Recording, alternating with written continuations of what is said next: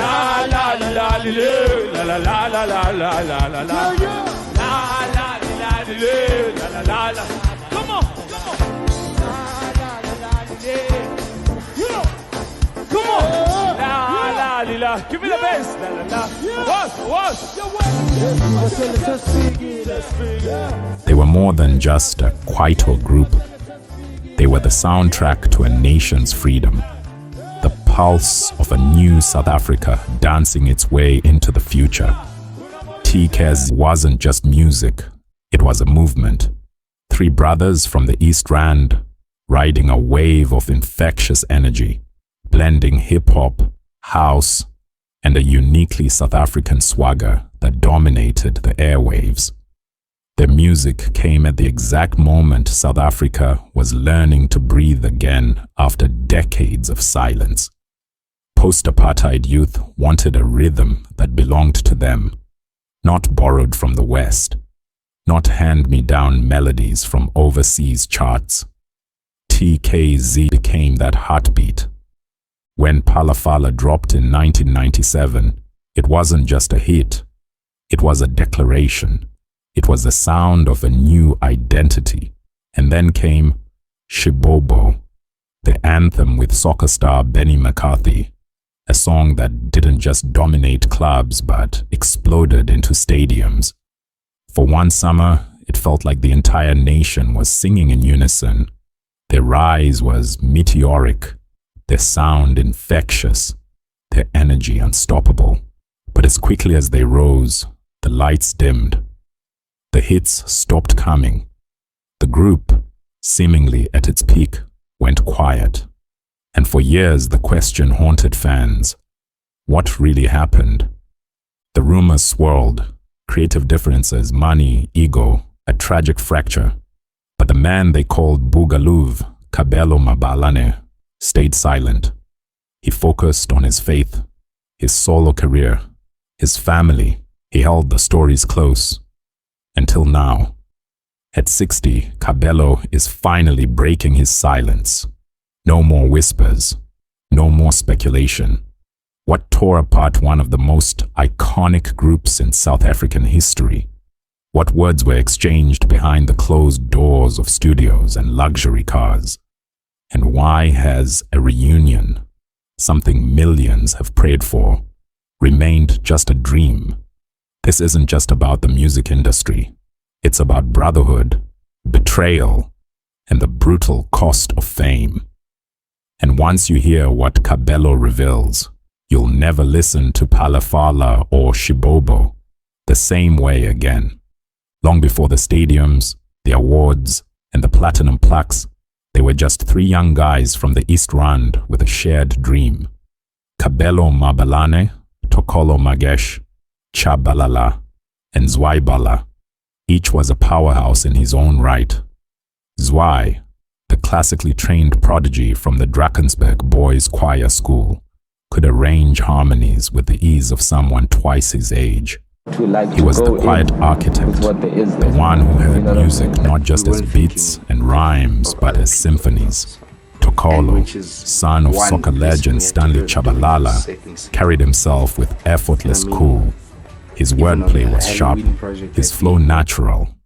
He was the street poet who could glide over any rhythm. And Kabelo, Bouga Luv, was pure fire, a hustler, an energy force, the kind of performer who could turn any stage into his personal kingdom. Individually, they were stars in the making. Together, they found an alchemy that was electric. Their sound was not a copy of American hip-hop, nor was it bubblegum pop. It was Kwaito with teeth, Kwaito with attitude, Kwaito that demanded attention. Their music wasn't just entertainment, it was affirmation. For kids in Soweto, Katlehong, in Tembisa, seeing three young men who looked like them conquer the charts was proof that anything was possible. The late 1990s became TKZee playground. They dominated award shows, graced magazine covers, sold out concerts. Fans screamed their names at every appearance. They were the kings of Kwaito, the poster boys of the new millennium's energy, and for a time, the brotherhood seemed unbreakable. But the same individual brilliance that made them unstoppable was also the seed of quiet conflict. While the public adored them as a balanced trio, those close to the studio sessions knew the dynamic wasn't as equal as it looked. Zwai Bala's classical training gave him an edge that neither Kabelo nor Tokollo had. He could hear harmonies others missed.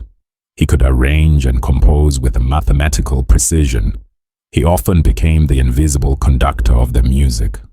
The lush layering of Shibobo, the way Dlala Mapantsula carried both grit and melody, the subtle chord progressions hidden beneath the dance beats. These bore Zwai's fingerprints. In interviews, producers and critics alike started calling him the genius of the group. His opinion carried weight in the studio. If Zwai said a hook worked, it stayed. If he said it didn't, it was scrapped. This slowly shifted the balance.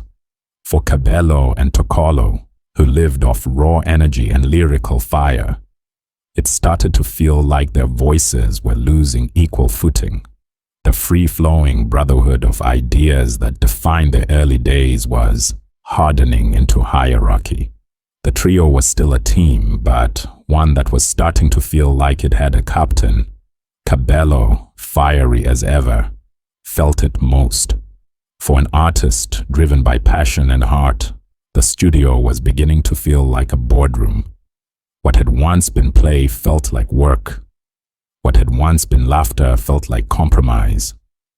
And for young men in the eye of the fame storm, compromise was a bitter pill. By the early 2000s, TKZee was everywhere. But behind the stages, exhaustion was setting in. The pressure to top themselves with every release weighed heavy. Everyone wanted another Shibobo. Every gig, every studio session carried expectations that were nearly impossible to meet. But the real tension wasn't the pressure of success.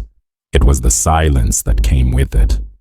Arguments that once ended in laughter now ended in long pauses.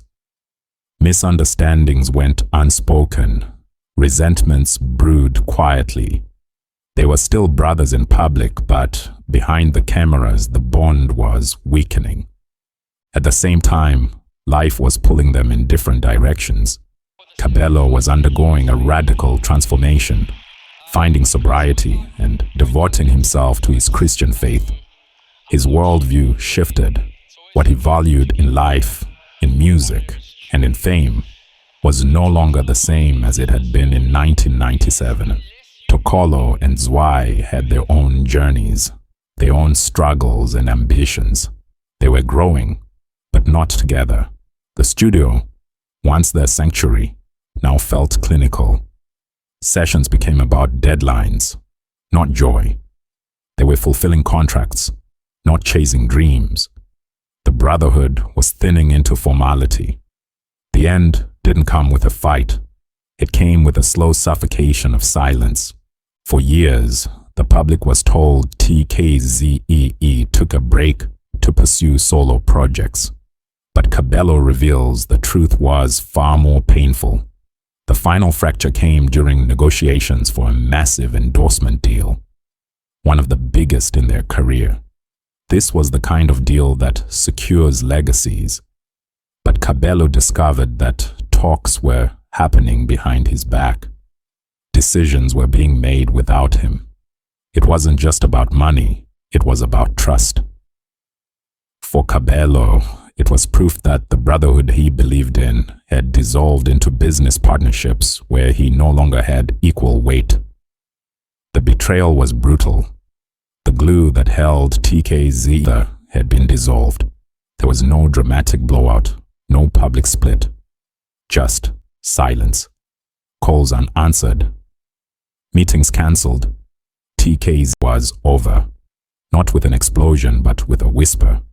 For Kabelo, walking away wasn't easy. He grieved. He grieved the loss of his brothers, of their dream, of their shared journey. Fans kept hoping for a reunion, but he stayed quiet, carrying the truth alone. Rumors swirled for decades about religion, about money, about egos, but Kabelo never corrected them. Protecting the group's legacy mattered more than clearing his name. His gospel success gave him purpose, but every interview, every "Where is TKZee?" question reopened the wound. He became a master at smiling through the pain, answering without answering. He held the story close, waiting for the day he could release it. And now, at 60, Kabelo finally speaks. His voice is not angry. It is calm, reflective, tinged with sadness but free of bitterness. We were young, he admits. We didn't know how to talk to each other. He acknowledges his own faults, his own silence, his own inability to stop the drift. His faith, he says, didn't cause the split. It saved him from it. This is not a revenge story. It's a release. A way to finally unburden himself and give closure to fans who never stopped asking. So, what about a reunion? Fans dream of it. But Kabelo's answer is clear. No. Not because of bitterness, but because of authenticity. The men they are today are not the boys who formed TKZee. To reunite would be to perform a ghost of something that no longer exists. The legacy of TKZee is not in a comeback tour. It's in the music that still blasts at weddings, in clubs, in the chants at soccer matches. It's in the joy they gave a nation at a pivotal moment in history. That legacy needs no revival. It never died. TKZee's story is one of brilliance, of brotherhood, of betrayal, and of peace. It's a cautionary tale about communication, about fame, about how fragile even the strongest bonds can be under the spotlight. For Kabelo, it's the story of choosing peace over pain, faith over fury, family over fame. At 60, he is finally free to tell it. And once you hear it, you'll never listen to Palafala or Shibobo the same way again.